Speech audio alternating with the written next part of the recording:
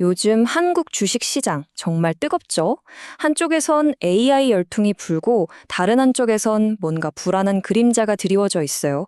완전히 다른 두 가지 이야기가 동시에 펼쳐지고 있는 셈인데요. 오늘 저희가 2025년 11월 시장 리포트를 바탕으로 이 시장의 두 얼굴을 한번 제대로 파헤쳐 보겠습니다. 리포트에서 이런 비유를 들더라고요. 미슐랭 레스토랑 메뉴 같다. 선택지는 정말 많은데 막상 뭘 골라야 할지, 어떻게 소화해야 할지 어려운 거죠. 딱 지금 시장 상황 아닌가요? 그래서 오늘 저희가 할 일은 바로 이 복잡한 메뉴를 여러분이 맛있게 소화하실 수 있도록 잘 풀어서 설명해 드리는 겁니다. 네, 그래서 지금 시장을 한마디로 정의하면 바로 모순입니다.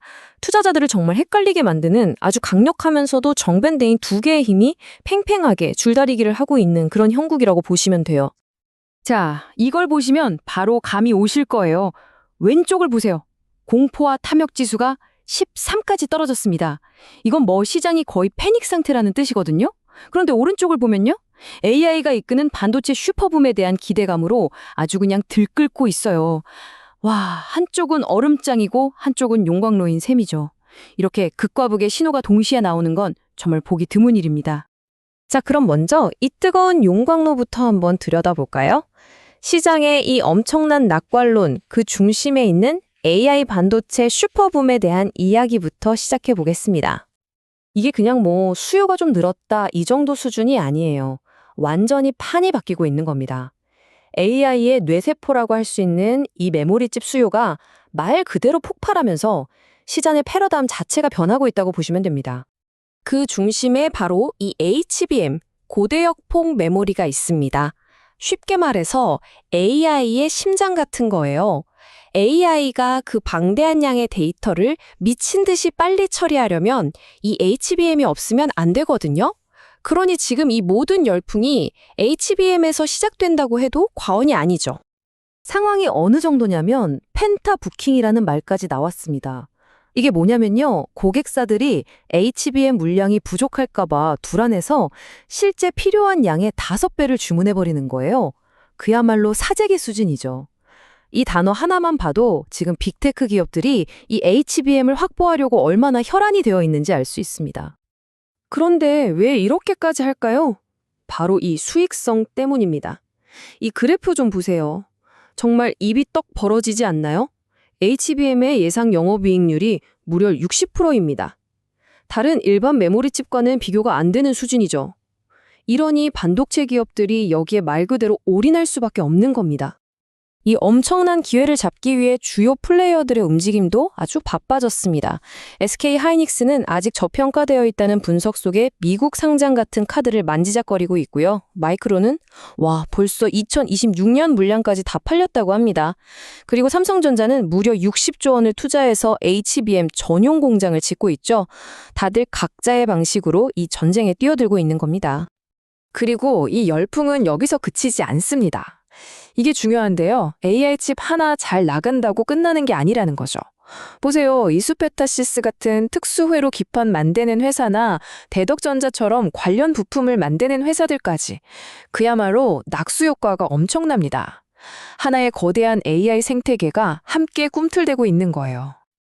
자, 여기까지 들으면 정말 장밋빛 미래만 펼쳐질 것 같죠? 하지만 동전의 양면처럼 이 밝은 빛 뒤에는 아주 짙은 그림자가 드리워져 있습니다. 이제 분위기를 좀 바꿔서 우리가 주의 깊게 봐야 할 그 그림자들에 대해 이야기해 보겠습니다. 과연 그 그림자 속에는 어떤 위험들이 숨어 있을까요? 이제부터는 시장의 차가운 얼굴, 우리가 외면해서는 안 될 리스크들을 하나씩 짚어보겠습니다. 첫 번째 위험은 바로 부채 부메랑입니다. 이 AI 군비 경쟁, 이거 다 돈이잖아요. 빅테크 기업들이 이 경쟁에서 이기려고 정말 어마어마한 빚을 내고 있습니다. 근데 이게 나중에 부메랑처럼 돼서 시장 전체를 강타할 수 있다는 그런 경고등이 켜진 겁니다. 이건 그냥 뜬구름 잡는 얘기가 아닙니다. 실제 데이터가 보여주고 있어요. 빅테크 기업들의 신용부도 수합, 쉽게 말해 이 회사 망하면 어떡하지?에 대한 보험료가 2년 만에 최고치를 찍었습니다. 이건 시장의 큰손들이 얘네 너무 무리하는 거 아니야? 하고 슬슬 걱정하기 시작했다는 아주 명확한 신호죠. 두 번째 리스크는 정말 생각지도 못한 곳에서 터졌어요. 바로 암호화폐 스캔들입니다. 초기 비트코인과 관련된 어떤 인물이 그 유명한 앱스타인 스캔들이 연루됐다는 이메일이 공개된 거죠. 이게 무슨 상관이냐 싶지만 이 소식 하나에 시장 전체가 휘청했습니다. 기술 시장이 이런 외부 충격에 얼마나 약한지 제대로 보여주는 사건이었죠. 그 파장이 어느 정도였냐면요. 순식간에 6천억 달러. 우리 돈으로 하면 거의 800조 원이 넘는 돈이 그냥 증발해 버렸습니다. 어마어마하죠. 전혀 상관없어 보이는 사건 하나가 시장에 얼마나 큰 폭풍을 몰고 올 수 있는지 여실히 보여주는 대목입니다. 그리고 마지막으로 이건 좀 우리 내부의 문제인데요. 바로 기업 지배구조 문제입니다. 최근에 또 한 상장사에서 대규모 횡령 사건이 터졌잖아요. 이런 일이 터질 때마다 투자자들은 한국 시장은 아직 이런 리스크가 있구나 하고 신뢰를 잃게 되는 거죠. 이런 내부적인 균열도 결코 무시할 수 없는 위험입니다. 네, 이렇게 한쪽에서는 엄청난 기회가, 다른 쪽에서는 만만치 않은 위험들이 도사리고 있습니다.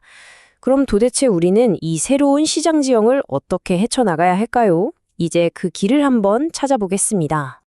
리포트에 또 이런 재밌는 비유가 나오더라고요. 주식은 라면 같다. 빨리 끓지만 너무 서두르면 맛이 없어진다는 거죠. 딱 지금 필요한 자세가 아닐까요? 급하게 반응하기보다는 좀 더 인내심을 갖고 제대로 된 전략을 짜는 게 정말 중요합니다. 자, 그래서 핵심을 정리해보자면 이렇습니다. 첫째, AI 반도체라는 이 거대한 흐름은 진짜입니다. 이게 시장을 이끄는 가장 강력한 엔진이라는 점은 부인할 수 없어요. 하지만 둘째, 부채라 스캔들 같은 위험도 분명히 존재합니다. 이걸 무시하면 안 돼요. 그래서 장기적인 관점을 갖고 분산 투자는 이제 선택이 아니라 필수고요. 그리고 마지막으로 모두가 극도의 공포에 떨고 있을 때 오히려 준비된 투자자에게는 엄청난 기회가 될 수 있다는 점, 이걸 기억해야 합니다. 결국 잘 준비된 투자자는 언제나 왕의 귀환을 맞이할 수 있다는 이 마지막 말이 모든 걸 말해주는 것 같습니다. 시장은 언제나 우리를 흔들겠지만 철저하게 준비하고 공부한 사람에게는 위기가 곧 기회가 될 수 있다는 뜻이겠죠. 오늘 저희가 풀어드린 이야기가 여러분이 그 왕의 귀환을 준비하시는데 조금이나마 도움이 되었으면 좋겠습니다.